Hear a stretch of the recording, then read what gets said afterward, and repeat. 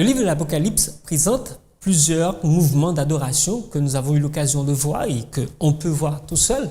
Il présente des mouvements au chapitre 4, 5, 7, 11, 15 et 19.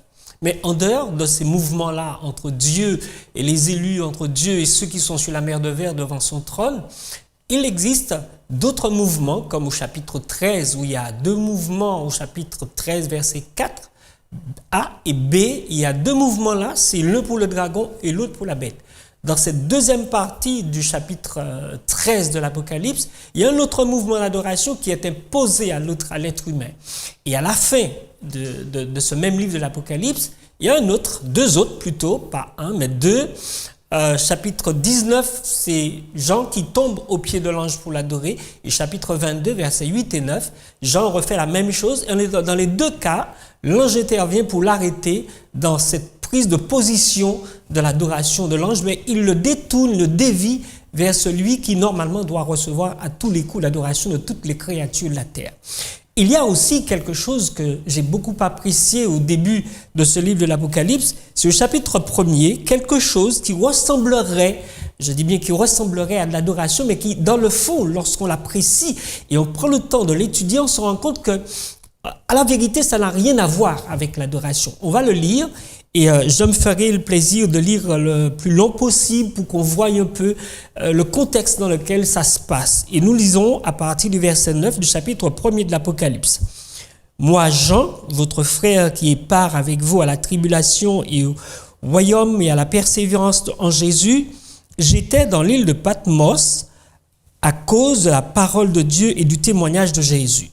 Je fus ravi en esprit au jour du Seigneur, et j'entendis derrière moi une voix forte, comme le son d'une trompette, qui disait « Ce que tu vois, écris-le dans un livre et envoie-le aux 7 églises, à Éphèse, à Smyrne, à Pergame, à Thyatire, à Sardes, à Philadelphie et à Laodicée. » Je me retournai pour connaître quelle était la voix qui me parlait.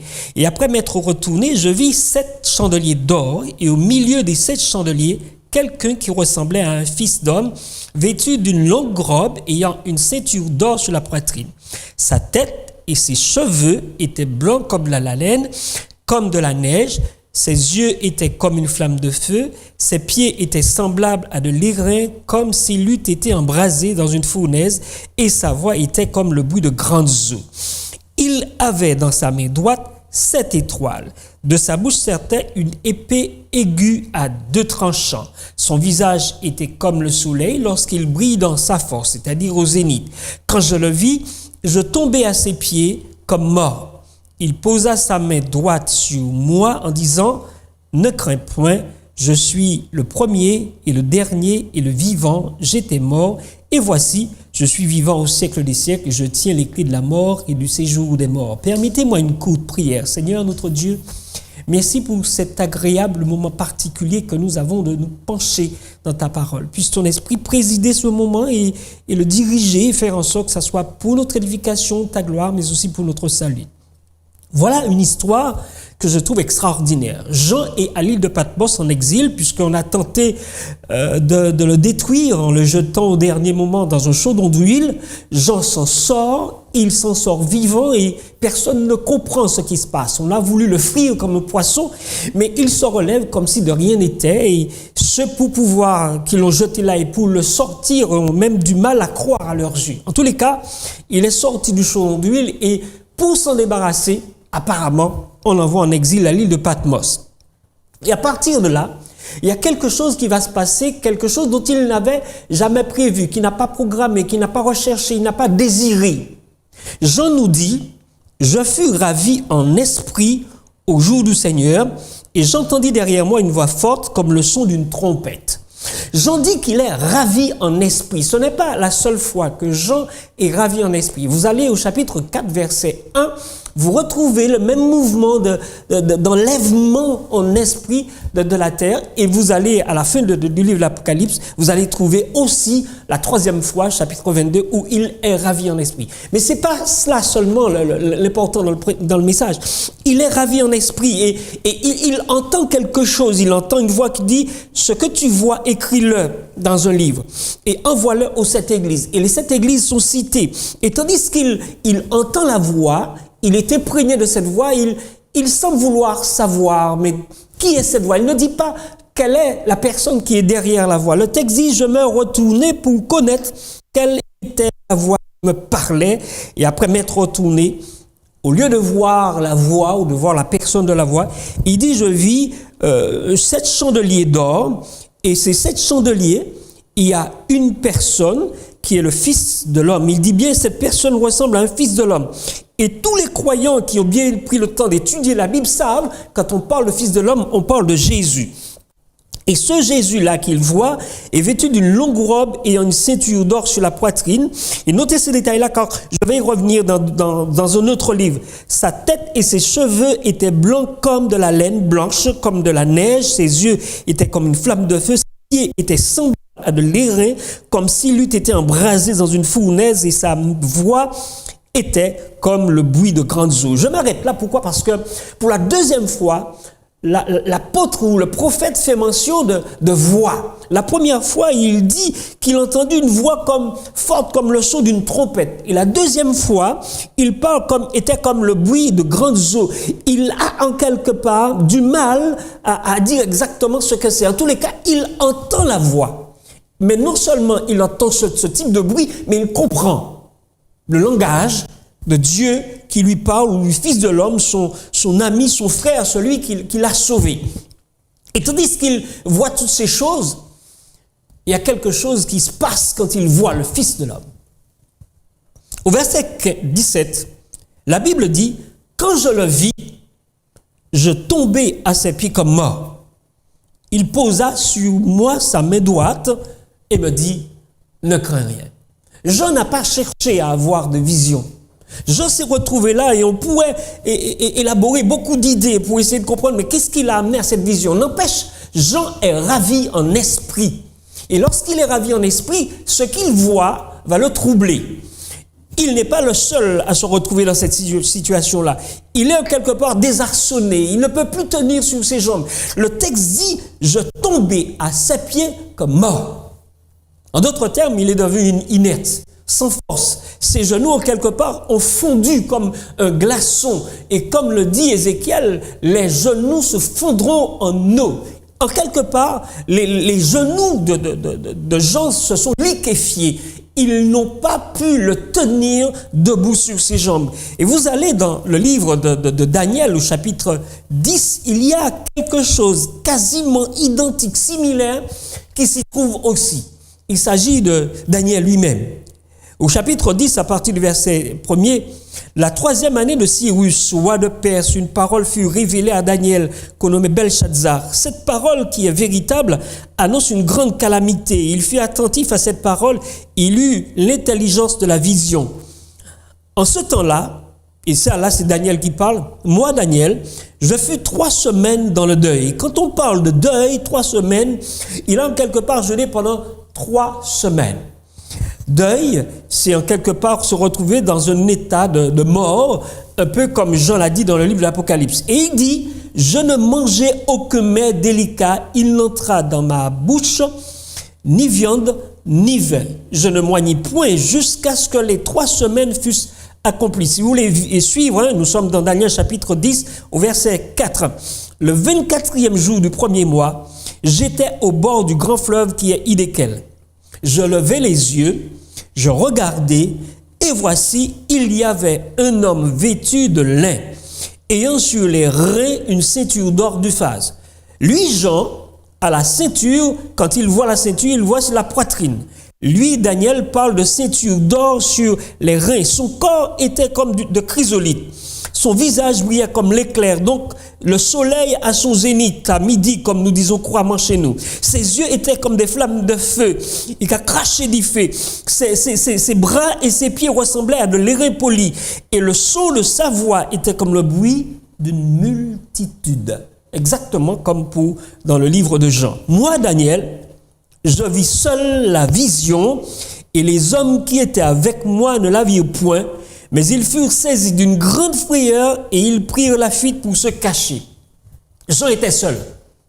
Il était en quelque part appelé à voir cette vision. Il était seul, il ne précise pas qu'il y avait du monde. Mais par contre, lui, Daniel, pour entrer dans le jeûne durant 3 semaines, il avait les amis avec lui. Il avait certainement ces 3 amis dont on connaît très bien au début du livre de son livre.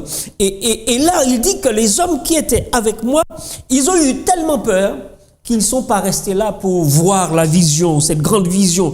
Ils ont pris la fuite. Difficile effectivement de ne pas s'enfuir. Difficile effectivement de ne pas se barrer, de se tirer, d'aller le plus loin possible. Car lorsque vous lisez le livre de l'Apocalypse, la Bible dit à 2 reprises, il y a une fuite au chapitre 6, quand les gens entendent la voix de Jésus revenant sur les lieux des cieux, ils prennent la fuite et ils demandent aux rochers et aux montagnes de tomber sur eux, tellement ils ne veulent pas voir la face de celui qui vient. Et puis il y a un autre endroit, toujours dans le livre de l'Apocalypse, où les êtres humains, quand ils s'aperçoivent qu'effectivement Jésus revient, non seulement ils prennent la fuite, mais ils se mettent à poursuivre la mort en demandant à la mort de les tuer. Mais la mort ne peut plus tuer qui que ce soit parce que la mort se retrouve face à la vie. Et donc, la mort ne peut pas rester là parce que la vie se manifeste et il doit lui aussi se barrer. Aujourd'hui, tout le monde a peur de la mort. Tout le monde aimerait trouver un endroit où se cacher pour que la mort ne les trouve pas. Mais ce jour-là, la mort, elle sera en fuite. Les hommes vont chercher la mort, vont courir après la mort pour se cacher devant la face de Dieu. Ils vont en quelque part se mettre à pourchasser la mort. Mais la mort elle-même aussi sera en fuite et refusera de tuer qui que ce soit, car chacun devra rendre compte de ses actes. Et Daniel poursuit en disant, au verset 8 du chapitre 10, « Je restais seul et je vis cette grande vision. » Et on se retrouve un peu dans la même situation que Jean. Les forces me manquèrent. Mon visage changea de couleur. Je ne sais pas comment il a fait. Si les forces lui manquent et qu'il est en train de s'affaisser, de s'écrouler, comment a-t-il pu voir son visage? Je ne sais pas. S'est-il rapproché de la rivière? Il ne le dit pas. En tous les cas, il dit, mon visage changea de couleur et fut décomposé. Et je perdis toute vigueur. Les grandes personnes disaient, maintenant, bagaille là, ça a décomposé moi complètement. À tel point qu'ils se sentent en très mauvais état physique. J'entendis le son de ces paroles. Et comme j'entendais le son de ces paroles, je tombais frappé d'étourdissement, la face contre terre. Nous sommes là dans une situation qui est quasiment identique à celle de Jean. Tombé d'étourdissement, décomposé, les forces me manquèrent, mon visage change de couleur et je perdis toute vigueur. Et dans cette situation-là, nous avons 2 hommes qui font face à une personne qui n'est autre que le Christ. On pourrait parler de Daniel qui n'avait jamais vu Jésus physiquement, mais Jean l'a vu physiquement. Jean, pendant 3 années et demie, a fréquenté Jésus, il a travaillé avec lui. Et quand il le voit, il tombe comme mort. Il ne l'a jamais vu dans cet état. Jean a vu Jésus transfiguré à la montagne avec Pierre, Jacques son frère. Il l'a vu, son visage éclatait de lumière. Ses vêtements sont devenus blancs comme sortant du foulon. Mais là, Daniel ne l'a jamais vu. Et on peut comprendre dans les 2 cas, les 2 hommes se rapprochent dans leur histoire. Et cette histoire-là, on dit qu'aucun des 2 n'a voulu avoir de vision. Lui, Daniel, cherche une explication à la situation dans laquelle se trouve son peuple, normalement qui doit être ramené en Israël. Jean, lui, doit recevoir des informations, un enseignement pour les 7 églises. Donc, ils ne sont pas là à la recherche de vision. Ils sont là à la recherche d'une communion avec Dieu et un échange avec Dieu. Mais dans les 2 cas, ils ont une vision. Ça me laisse comprendre que ces deux hommes, dans leur état spirituel, dans l'échange, la communion, la synchronisation qui existe entre eux et Dieu, ils sont dans cet état qu'il faut pour avoir la vision. Ils sont dans l'état spirituel, ils sont nés d'en haut, ils sont nés de l'Esprit de Dieu. Ils peuvent communier avec Dieu dans une synchronisation parfaite. Et ça me rappelle une autre histoire. Je ne vais peut-être pas la lire pour vous, au moins je peux vous rafraîchir la mémoire, parce que la grande majorité de ceux qui ont eu l'occasion d'aller au cinéma, ils l'ont vu, Moïse sur la montagne avec Dieu. Moïse a escaladé la montagne à 2 reprises. Dans les 2 cas, c'était pour la rédaction des 10 commandements sur les 2 tables de pierre. Et Moïse, à un certain moment, il dit à Dieu, écoute, ça fait un petit moment qu'on se fréquente, ça fait un petit moment qu'on se voit, je dis ça en langage humain aujourd'hui, j'aimerais bien voir ta gloire. Et lorsque Moïse dit cela, Dieu lui dit, mon cher, nul ne peut voir ma face et vivre.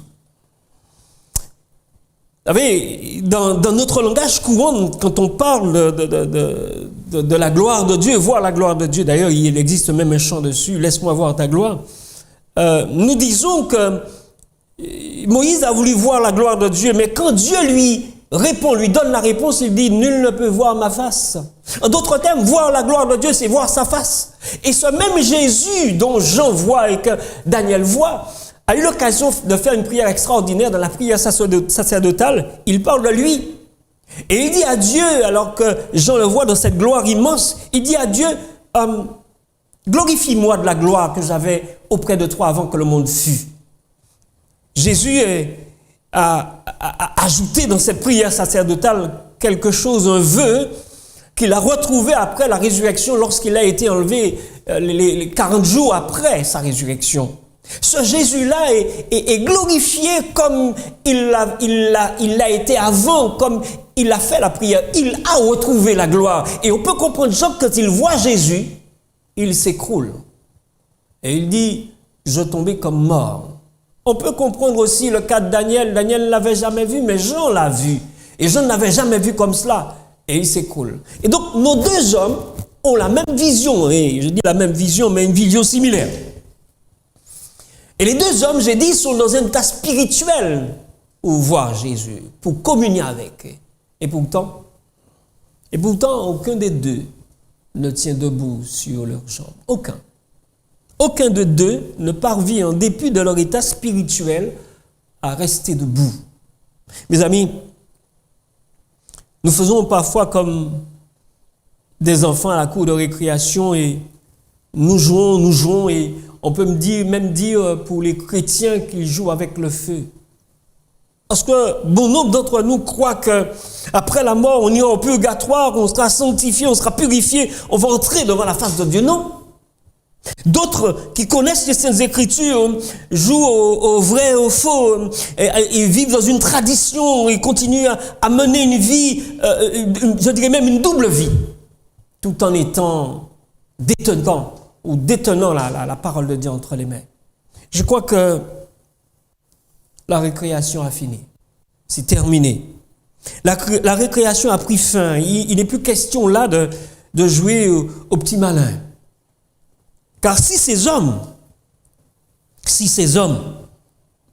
qui étaient dans cet état spirituel qu'il fallait, s'ils avaient cette synchronisation si parfaite avec Christ à tel point que, à leur insu, sans être prévenus, ils sont ravis en esprit, ils sont entraînés dans les affaires de Dieu là-haut.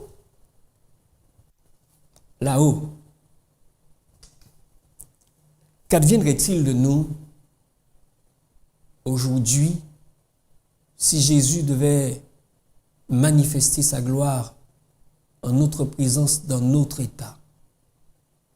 La question, ce n'est pas pour faire de la rigolade ou faire joli. Elle est extrêmement importante. Quand on désire et qu'on rêve, on dit se préparer à vivre sur la mer de verre, à voir Dieu face à face, yeux dans yeux. Hein? Et puis, on est à côté de la plaque. Qu'adviendrait-il de nous si Jésus devrait se manifester aujourd'hui? C'est juste pour la réflexion, juste pour qu'on réfléchisse véritablement sur notre état spirituel. Ces 2 hommes-là, ils n'ont rien demandé. Ils étaient dans l'état qu'il fallait. Mais malgré cela, ils n'ont pas su rester debout. Les amis, Jésus est celui qui est au-dessus de tout nom.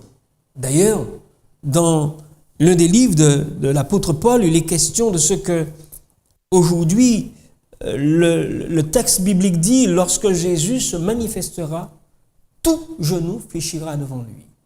Rien ne restera debout. Même ceux qui sont les plus incrédules, les plus récalcitrants, vont plier le genou et le reconnaître comme non seulement le Dieu créateur, mais le souverain maître de l'univers. Notre temps, et comme dirait ma grand-mère, est arrivé à son terme. En expression créole, il a dit: temps échi. Le temps qui nous est alloué pour la grâce de Dieu touche à sa fin. Et je reste persuadé que, tandis que le Maître s'approche de ces hommes qui se sont écoulés, nous avons besoin du toucher de Dieu. Car dans l'histoire de Daniel, comme dans celle de Jean, et la Bible dit: et voici une main me toucha et me secoua les genoux et mes mains. Puis il me dit: Daniel, homme bien-aimé, sois attentif aux paroles que je vais te dire. Tiens-toi debout à la place où tu es, car je suis maintenant envoyé vers toi. Lorsqu'il m'eut dit parler ainsi, je me tins debout en tremblant. Et il me dit: Daniel, ne crains rien, car dès le premier jour où tu as eu à cœur de comprendre, de t'humilier devant ton Dieu, tes paroles ont été entendues. Et c'est à cause de tes paroles que je viens. Au verset 19, il dit: ne crains rien, homme bien-aimé, que la paix soit avec toi, courage. Et comme il me parlait, je repris des forces et je dis: que mon Seigneur parle, car tu m'as fortifié. Daniel, lui, on verra le cas de Jean. Daniel, lui, est dans un tel état que l'ange doit s'approcher de lui, et même pas l'ange, celui qui l'a vu. Ce fils de l'homme s'approche de lui et le touche. Et non seulement il le touche, il le traite de bien-aimé.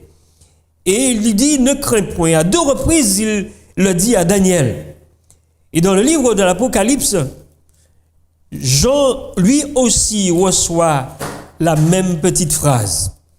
Il est dit ceci au verset 17 que nous avons déjà lu: quand je tombais à ses pieds comme mort, il posa sa main sur moi en disant: ne crains point.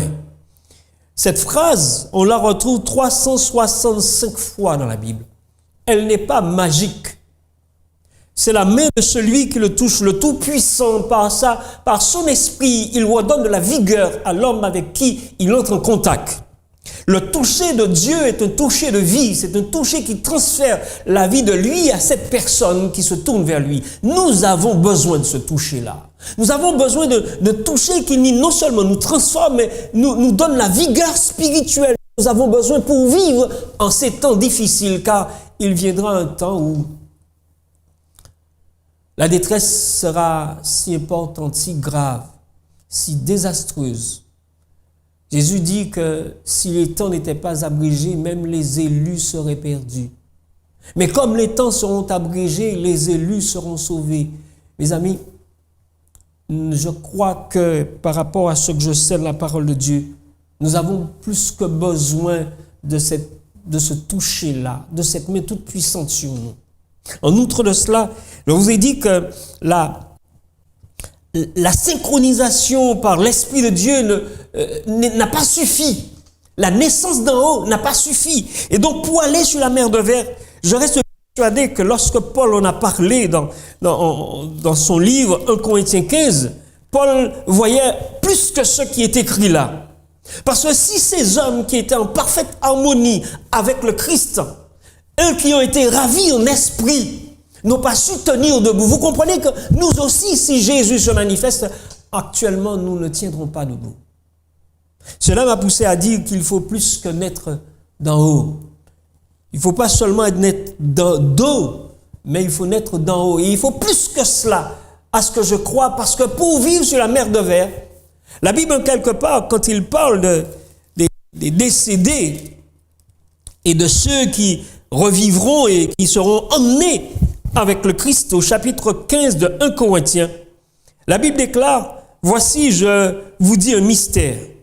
Nous ne mourrons pas tous, mais tous nous serons changés en un instant, en un clin d'œil, à la dernière trompette. La trompette sonnera, les morts ressusciteront incorruptibles. Et nous serons changés. Donc, il y a là quelque chose d'autre une dernière touche ajoutée à la conversion, à la transformation, à la métamorphose de l'être humain qui croit en Jésus. Je reprends la phrase, je la reprends parce que elle est extrêmement importante. En un instant, nous serons changés. En un clin d'œil à la dernière trompette, la trompette sonnera, les morts ressusciteront. Ils ne vont pas ressusciter comme ils sont descendus de la poussière. Les morts ressusciteront incorruptibles. Et nous les vivants, nous serons changés. Car il faut que ce corps corruptible revête l'incorruptibilité et que ce corps mortel revête l'immortalité. Lorsque ce corps corruptible aura revêtu l'incorruptibilité, que ce corps mortel aura revêtu l'immortalité, alors s'accomplira la parole qui est écrite. La mort a été engloutie dans la victoire. Je vous interpelle sérieusement là. Beaucoup de chrétiens disent attendre le retour de Jésus. Et ils pensent que dans l'état actuel qu'ils sont, ils verront la face de Dieu et ils resteront debout. Mais si l'on s'en tient à ces deux histoires que nous venons de voir, des hommes qui étaient dans une harmonie parfaite avec Dieu à tel point qu'ils ont été ravis en esprit, ils n'ont pas tenu debout. La Bible dit que leurs genoux s'est fondu comme de l'eau, comme un glaçon exposé au soleil. Dès l'instant où ils ont vu le Fils de l'homme, Jésus, magnifié, glorifié, exalté, ils se sont écroulés. Ils se sont affaissés. Les genoux n'ont pas tenu. Ils ont cédé le pas. Nous avons besoin d'une touche particulière. Non seulement de naître d'en haut, ou alors naître de l'Esprit de Dieu, métamorphosé à l'image du Christ, à la stature parfaite de Christ. Nous avons besoin d'être transformés, d'être touchés par Dieu, de telle sorte que nous devenions, au moment où Jésus se manifeste, nous serons changés, de telle sorte que nous devenions incorruptibles. Vous comprenez bien? Naître d'en haut, communier avec Dieu, même ravi en esprit, ne peut suffire pour rester debout devant la face de Dieu. Et nous avons besoin de plus que cela. Que Dieu nous rende incorruptibles pour vivre sur la mer de verre. Notre tour arrive. Notre temps atteint son terme. Et on est en droit de se poser la question, en quittant ce petit moment de réflexion, quelles décisions nous prendrons? Quelle relation nous aurons avec le Christ à partir de maintenant? Quelle relation nous établirons? Est-ce que nous allons continuer à mener notre petite vie comme nous la menons? Permettez-moi de vous dire non. La fin de la récréation a sonné. Je crois que nous pouvons changer de cap. Ou alors, quand bien même qu'on ne pourrait pas, on est en mesure de dire à notre Seigneur, change notre vie, change notre conscience. Lave les lieux intérieurs où tu as dit que tu as fait ton temple, le temple de l'Esprit de Dieu. Ce lieu-là, puisses-tu par le sang de Jésus le purifier. Nous en avons tous besoin. Nous avons besoin qu'effectivement Jésus aille dans les profondeurs de notre être, à la source même de nos entrailles, à la source de notre conscience, pour nettoyer les lieux, pour qu'enfin il puisse entrer et s'installer en maître souverain. À nous de choisir, vivre la vie éternelle ou la mort éternelle. Moi, je vous conseille, dirait la Bible, la vie éternelle. Choisissez la vie ou choisis la vie afin que tu vives. Amen.